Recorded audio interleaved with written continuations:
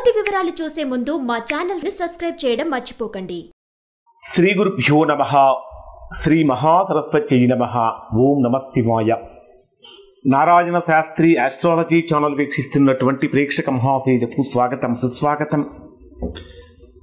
ఈరోజు మనము ఒక ముఖ్యమైనటువంటి టాపిక్ గురించి ఇక్కడ చెప్పుకోబోతున్నాం.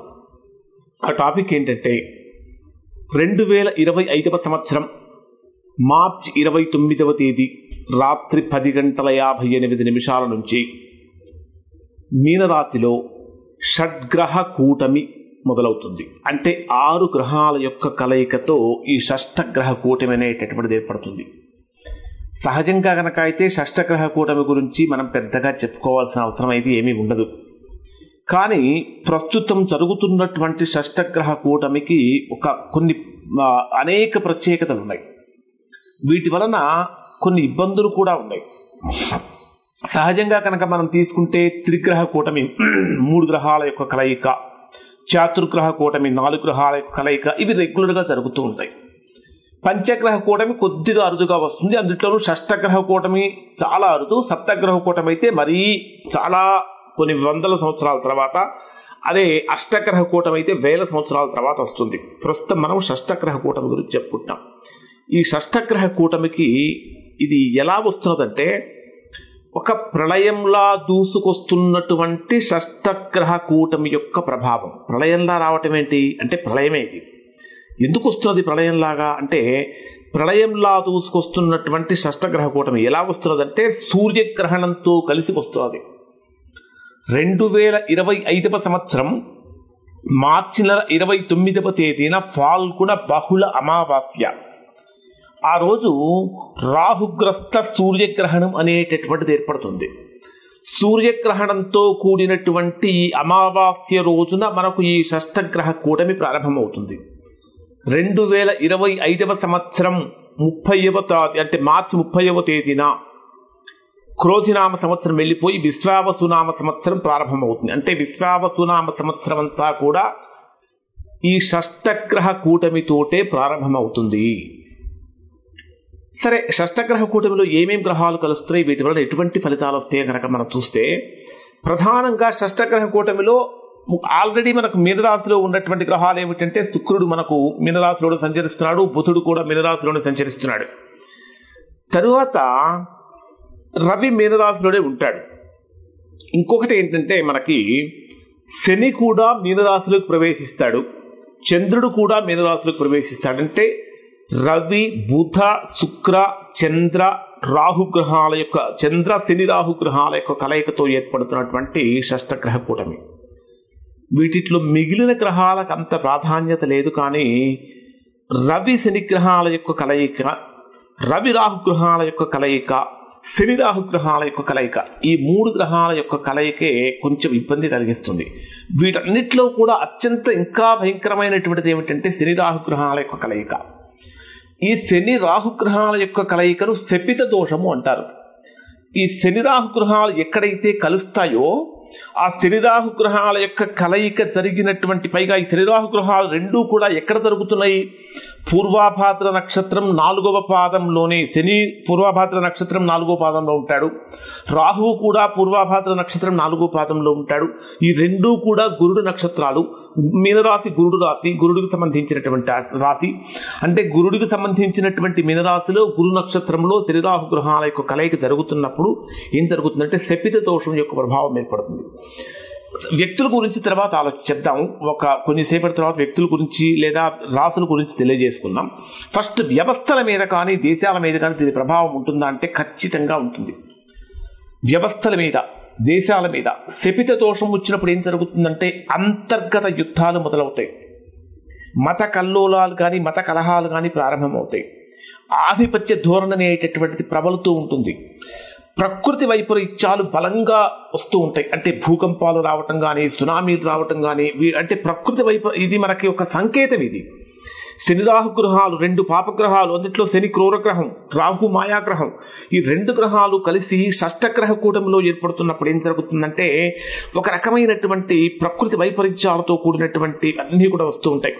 ముఖ్యంగా చెప్పాలంటే కొన్ని దేశాలలో రాజ్యాధినేతలకు కూడా ఇబ్బందులు కలుగుతున్నాయా అంటే ఆశ్చర్యపోవాల్సిన అవసరం లేదు.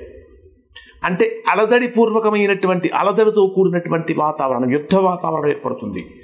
అంటే ప్రతిదీ కూడా అంటే గోటితో పోయేటటువంటి సమస్యలు కూడా గొడ్డల దాకా తెచ్చుకుంటున్నాయా అనేటటువంటి దానికి ఇది ఒక పెద్ద ఉదాహరణ, తార్కాణం అవుతుంది.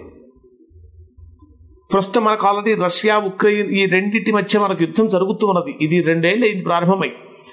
ఇటువంటి వాటికి ఈ శపిత దోషం అనేటటువంటిది కొన్ని దేశాలు అనేటటువంటివి నామరూపాలు లేకుండా పోవటానికి కానీ, కొన్ని దేశాధ్యక్షుల మీద వాటి యొక్క ప్రభావం పడటానికి కానీ, లేదా విపరీతమైనటువంటి ఆర్థిక సంక్షోభాలు నెలకొనటానికి కానీ, అధికమైనటువంటి ధరలు పెరిగిపోవటానికి కానీ, అనేక రకాలైనటువంటి దుష్ప్రభావాలకు శపిత దోషం అనేటటువంటిది ప్రధానమైనటువంటి కారణమవుతుంది.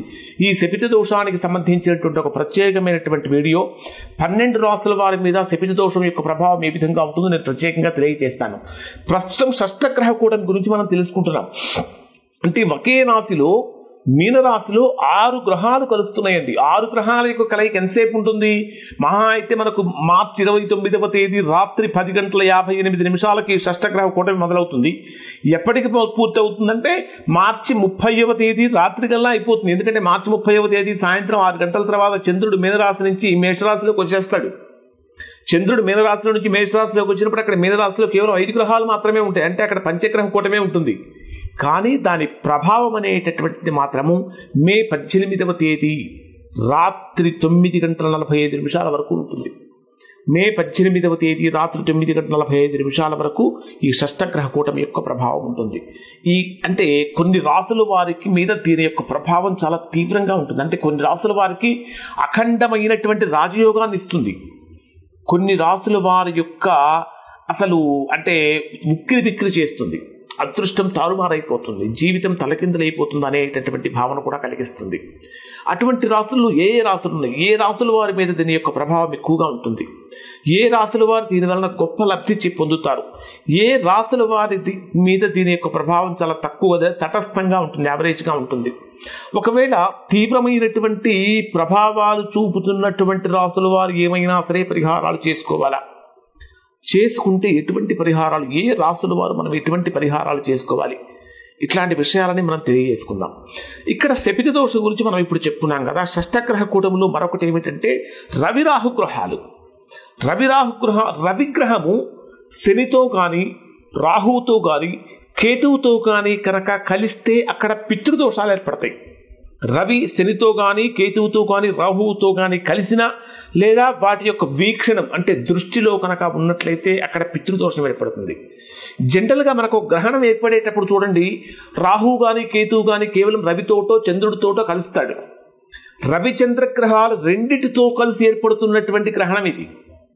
అంటే జనరల్గా మీరు ఎప్పుడైనా చూడండి, మనకి ఏదైనా గ్రహణం కనుక వస్తే చంద్రగ్రస్త అంటే రాహుగ్రస్త గ్రహణము లేదా కేతుగ్రస్త గ్రహణం అంటాం. అంటే రవి రాహుతో కలవటము, లేదా రవి చంద్రుడితో కలవటము, లేదా చంద్రుడు రవితో కలవటము, అంటే కేతువు రవితో కలవటము, లేదా కేతువు చంద్రుడితో కలవటం, ఈ విధంగా ఉంటుంది. కానీ ఇక్కడ రవిచంద్రగ్రహాలు ఈ 2 గ్రహాలని ఏమంటారంటే బింబగ్రహాలు అంటారు. రవి చంద్రగ్రహాలను బింబగ్రహాలు అంటారు. వీటికి ఎప్పుడూ కూడా వక్రం అనేటటువంటిది ఉండదు. రాహుకేతు గ్రహాలు రెండింటినీ కూడా ఛాయాగ్రహాలు అంటారు. ఇవి ఎప్పుడు కూడా వక్రంలోనే సంచరిస్తూ ఉంటాయి. ఇవి ఎప్పుడు రెట్రోగ్రేడ్లోనే ఉంటాయి. ఇక్కడ రవిగ్రహం అనేటటువంటిది ఒకవైపు శనితోటి మరొకవైపు రాహువుతోటి కలిసినప్పుడు పితృదోషం యొక్క ప్రభావం కూడా ఏర్పడుతుంది. ఆ పితృదోషం యొక్క ప్రభావం కూడా కొన్ని రాసుల వారి మీద ఉంటుంది. అలానే ఇంకొకటి చంద్రరాహు గ్రహాల యొక్క కలయిక కూడా కొన్ని రకాలైనటువంటి దుష్కర్మలకు కారణమవుతుంది. ఏ కర్మలకు కారణమవుతుంది? ఎటువంటి ప్రతికూలమైన ఫలితాలు, అంటే ఏ రాశుల వారు అనుకూలమైన ఫలితాలు పొందుతారు, ఏ రాశుల వారు ప్రతికూలమైన ఫలితాలు పొందుతారో మనం తెలుసుకుందాం. శుభం.